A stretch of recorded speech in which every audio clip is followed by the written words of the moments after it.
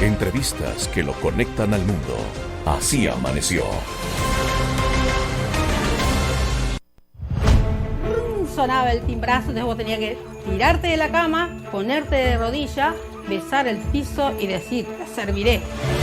Te enseñan a trabajar y a trabajar. Entonces vos tenías que lastimarte la espalda pegándote y tenías que rezar. No parábamos hasta las 10, 10 y media de la noche. El silicio es como un alambre con púa y esa parte de púa vos tenés que ponerte en la pierna. Ese dinero que me habían dado yo lo entregaba todos los meses.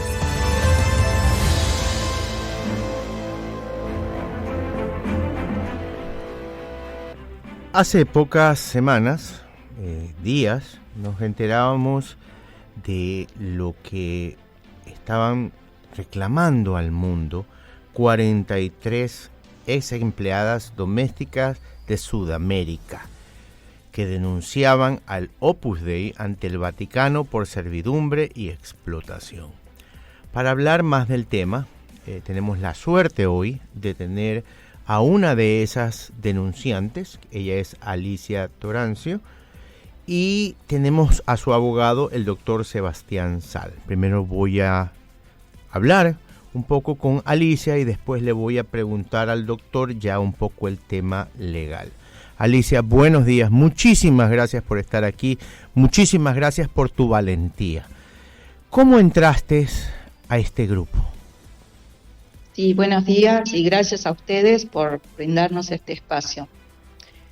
Discúlpame, no escuché bien la pregunta. ¿Cómo entraste a este espacio del Opus Dei y cuántos años tenías?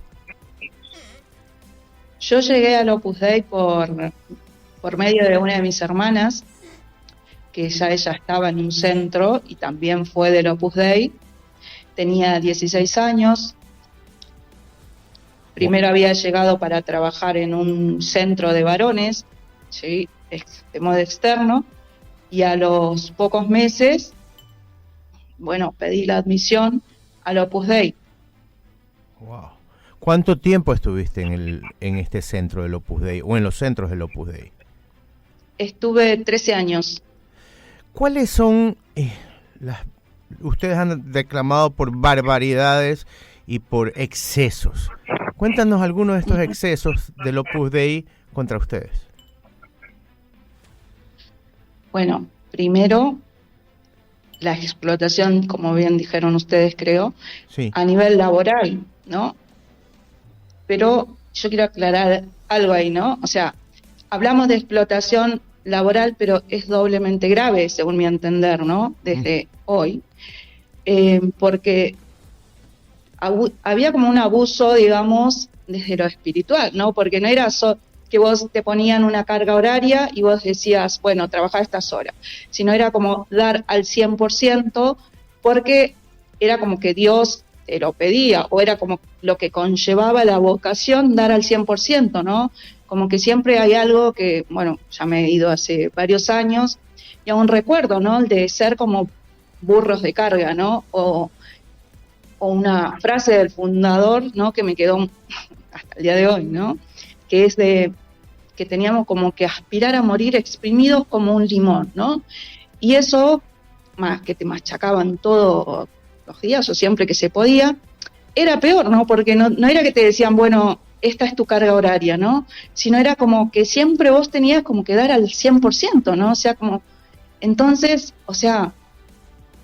y no había remuneración por nada de esto, ¿no? Noche no dabas ese 100%, en el examen de conciencia como que al día siguiente tenías que esforzarte, ¿no? Por eso, porque siempre había algo que yo escuché mucho, ¿no? El de que no se le perdonaba al que podía dar 100, que dé menos, ¿no?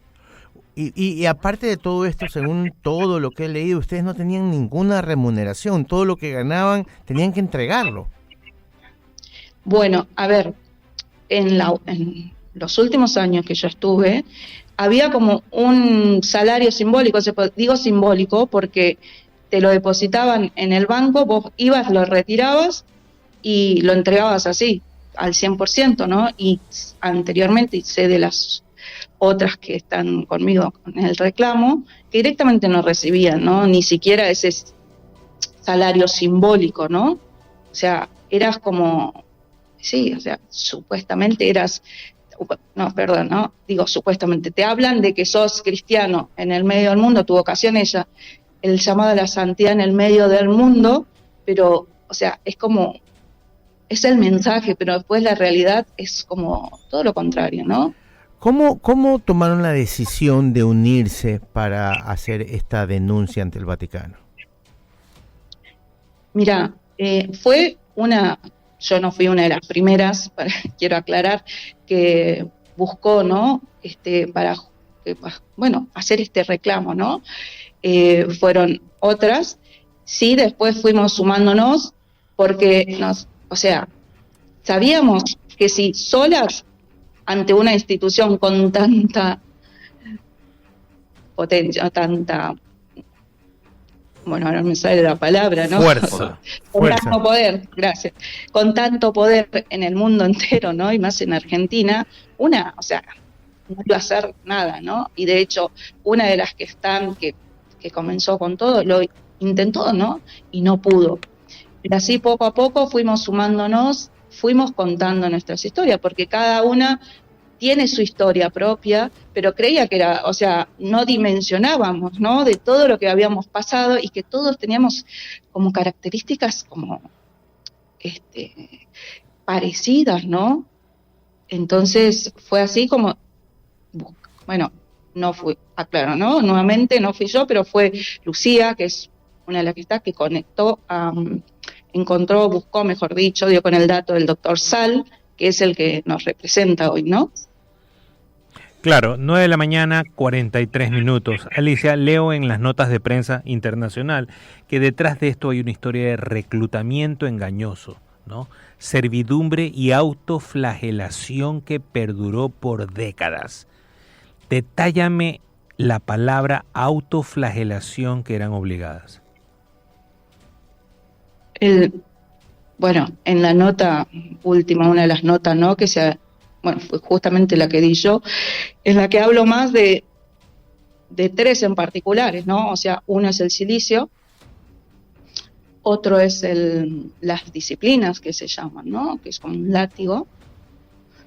El silicio usabas diariamente, salvo los días de fiestas, como decían, ¿no? Que eran días de santos, así como más importante, o fechas importantes relacionadas a la historia del Opus Dei, en lo que no usabas, o un día domingo, pero si no era diariamente por 2 horas, colocarte en el muslo,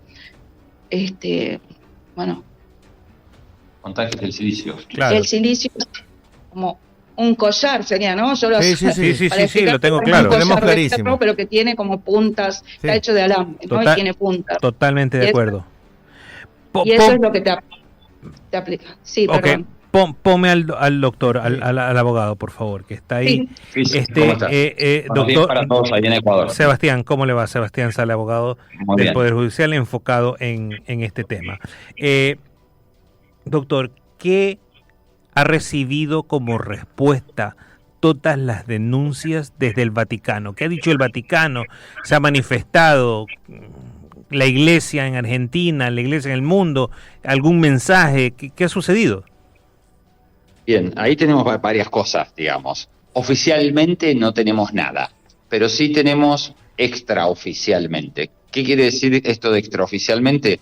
Uno está viendo lo que está pasando con el Opus Dei. Uh-huh. Nosotros la denuncia ingresa a la Congregación de la Doctrina de la Fe, sección abusos, el 11 de septiembre del 2021. Okay. A los 15 días el Opus Dei cambia toda la cúpula aquí en Argentina, que era la zona de Argentina, Paraguay, Uruguay y Bolivia. Los cambia todos por gente que era contemporánea a la época de la denuncia, que aparecen aparte en la denuncia que hicimos en el Vaticano, por gente nueva, por gente de 40 años para abajo, más o menos, ¿no? Cambia el vicario, cambian todos. Ese fue el primer shock que hubo.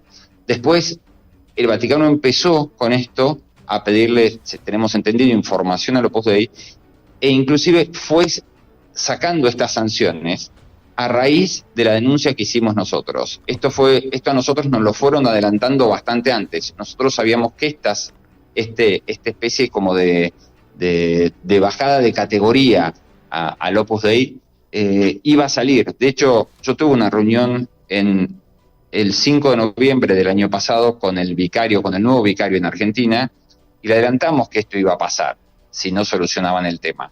Y uno ve que está pasando, y creemos que esto es el comienzo, todo esto último que viene, todas estas cosas que vienen ocurriendo y que están teniendo tanta repercusión a nivel internacional. Así es, pasado 14 de julio, el Papa Francisco emitió un documento en el que establecía varios cambios dentro del Opus Dei, sobre la prelatura más conservadora de la Iglesia Católica, que fue fundada por San José María Escrivá de Balaguer. Ese cambio es un cambio profundo. Sí, es un cambio profundo porque primero los obliga a ellos a tener que rendir cuentas, cosa que hasta ahora no hacían, a rendir cuentas todos los años. Después les dice que no pueden tener obispos, ¿no? O sea, que los obispos, que el prelado no va a ser más obispo. El Opus Dei siempre quiso ser como una especie de iglesia particular, como algo aparte, con un poder especial. Y ahora el Vaticano les está diciendo, no, señores, ustedes son iguales que cualquier otra congregación. Entonces, vengan y rindan cuentas como todo el mundo.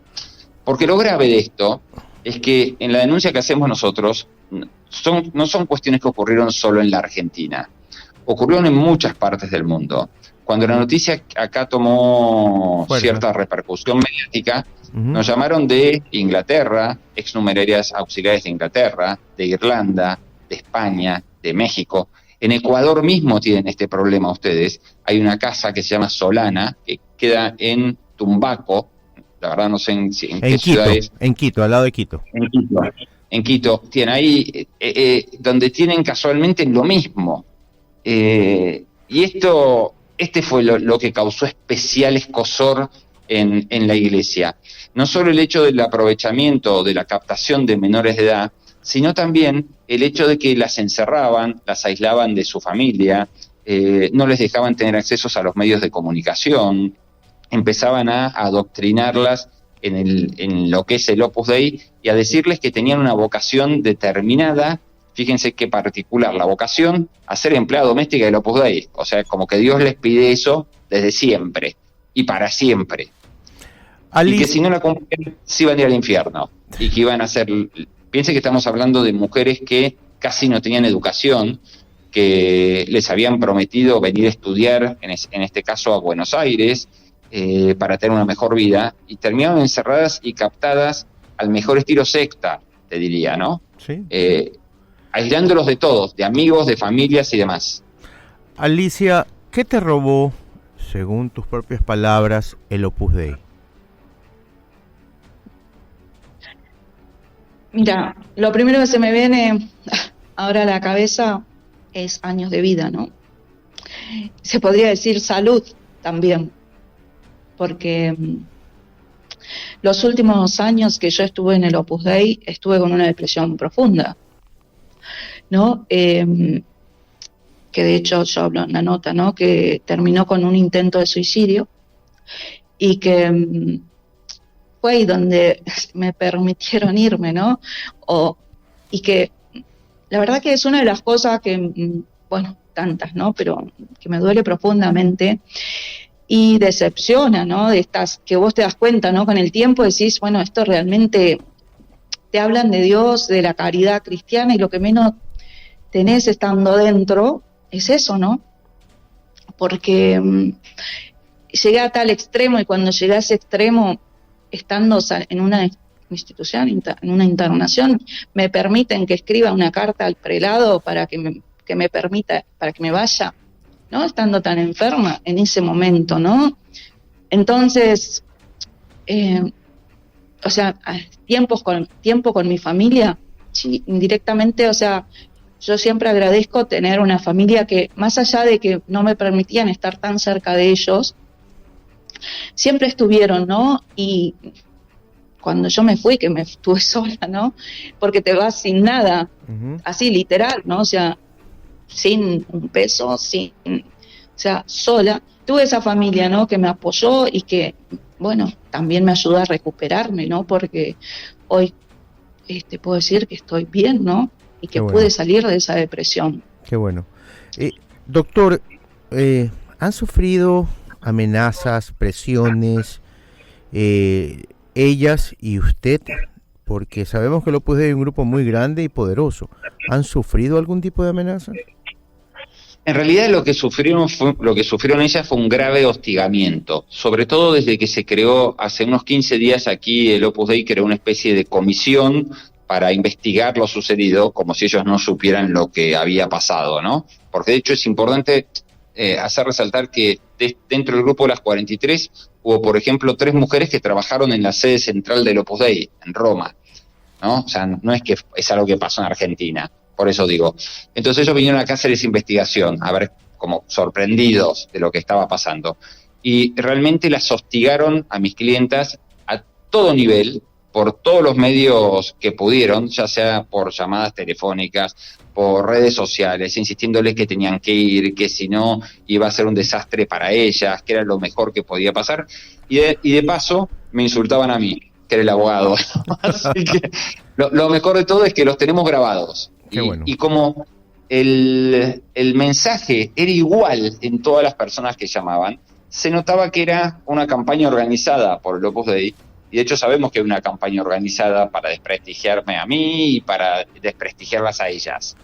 Y esto, la verdad que también nos llama la atención. Esto lo hemos hablado acá hemos tenido por suerte muy buena recepción por parte de la Iglesia y los obispos locales, que se dan cuenta que el Opus Dei les está tomando el pelo. No sé si esa expresión se usa. Sí, en todas partes. En todas partes. Entonces, dice, ¿qué creen? ¿Que somos tontos? En realidad, la expresión que dijeron, que hasta la tengo por escrito, es mucho más fuerte que tontos. Boludos. Y sí, efectivamente.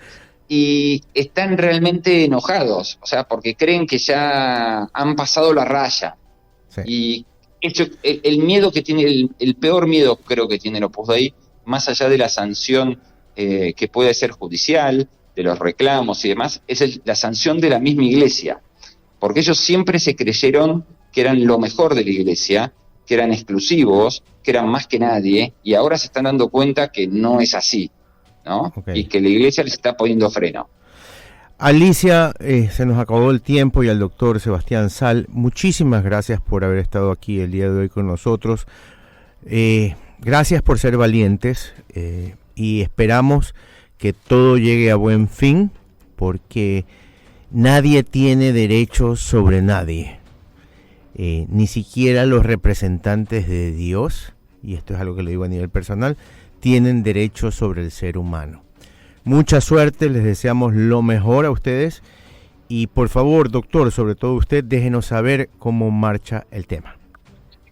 Perfecto, quedamos a disposición y muy agradecido por darnos este espacio. Muchas gracias y que tengan buen día. Era Alicia Torancio y su abogado, el doctor Sebastián Sal, sobre la denuncia de 43 mujeres contra Opus Dei en Argentina.